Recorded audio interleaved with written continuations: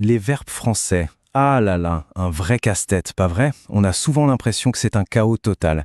Et pourtant, il existe une clé, un système vraiment simple pour tout organiser. C'est ce système qu'on va décortiquer ensemble aujourd'hui. Pour quiconque apprend le français, la conjugaison, ça ressemble souvent à une montagne ininfranchissable. Des centaines de verbes, des règles qui semblent partir dans... Par ER. Il n'y a qu'une seule, unique exception à mémoriser, le verbe aller. C'est tout. Et avec cette simple règle, on peut déjà identifier quelque chose comme 90% de tous les verbes français. C'est juste énorme.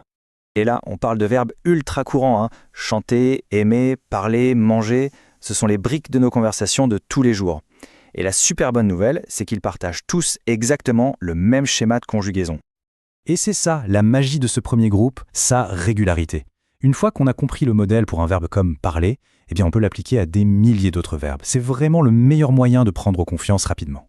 Bon, passons maintenant au deuxième groupe. Il est plus petit, c'est vrai, mais il est tout aussi régulier. Sa clé, son petit code secret à lui, c'est la terminaison « issant ». C'est l'indice qui nous permet de le reconnaître à coup sûr. Alors, attention, ici, il y a une double vérification à faire. D'abord, le verbe doit bien se terminer en IR, mais ça ne suffit pas. Ensuite, et ça c'est crucial, son participe présent doit se terminer en issant. Ces deux conditions sont obligatoires, c'est non négociable. Prenons des exemples concrets pour que ce soit bien clair. Finir, au participe présent, ça donne finissant. Bingo, on l'a. C'est un verbe du deuxième groupe. Pareil pour choisir, qui donne choisissant, ou réussir, qui donne réussissant. Ce issant, c'est vraiment la signature de ce groupe. Et c'est là qu'il ne faut surtout pas tomber dans le piège le plus courant. On compare finir et courir. À première vue, ils se terminent tous les deux en IR. Mais finir donne finissant, donc groupe 2. Alors que courir donne courant. Pas de issant à l'horizon, donc il est éjecté du deuxième groupe. Cette distinction, elle est absolument fondamentale. Et on arrive au troisième et dernier groupe.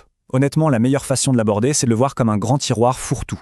On y met simplement tous les verbes qui ne sont ni dans le premier, ni dans le deuxième groupe. C'est aussi simple que ça. Alors, qu'est-ce qu'on trouve dans ce fameux tiroir? D'abord, tous les verbes en IR qui ont raté le test du issant, comme partir ou courir. Ensuite, tous les verbes en OIR comme voir, tous ceux en RE comme prendre, et bien sûr, notre fameuse exception du début, le verbe aller. Le mot d'ordre pour ce groupe, c'est irrégularité. Ici, il n'y a pas de modèle unique. C'est un peu le groupe des rebelles, des stars de la conjugaison qui n'en font qu'à leur tête et qui ont chacun leur propre personnalité. Ok, tout ça c'est bien beau, mais comment on s'y retrouve sans se tromper? Eh bien, il existe une astuce toute simple, une méthode en quelques étapes pour classer n'importe quel verbe à coup sûr. Le processus est simple et logique. Suivez le guide. D'abord, on regarde la terminaison. Si c'est un verbe en ER, c'est le groupe 1, terminé. Si c'est un verbe en IR, on passe à l'étape 2. On teste le participe présent. Est-ce qu'il se termine en issant? Si la réponse est oui, hop, c'est le deuxième groupe. Si c'est non, il va direct dans le troisième groupe. C'est un filtre infaillible. Le point vraiment crucial, le réflexe à développer, c'est ça.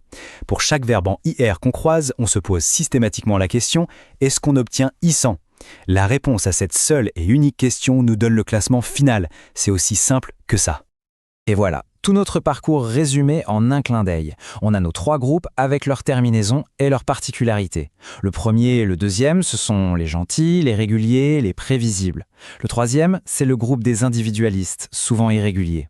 Au fond, c'est ça la carte de la conjugaison.